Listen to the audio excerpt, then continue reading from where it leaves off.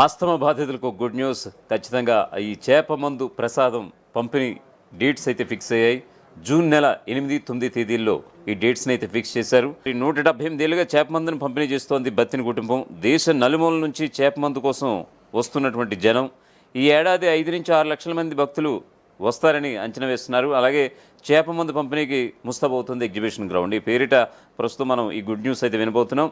తెలంగాణలో మృగశిర కార్తీ సందర్భంగా హైదరాబాద్ నాంపల్లి ఎగ్జిబిషన్ గ్రౌండ్లో ప్రతి ఏడాది చేప ప్రసాదం పంపిణీ చేస్తారనే విషయం తెలిసిందే.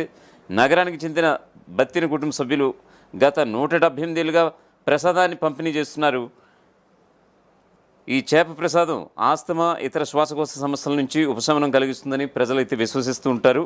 ఈ ప్రసాదం కోసం తెలంగాణ, ఏపీతో పాటు ఇతర రాష్ట్రాల నుంచి కూడా లక్షలాది మంది ఉబ్బసం బాధితులు నగరానికి 2 రోజుల ముందే చేరుకుంటూ ఉంటారు.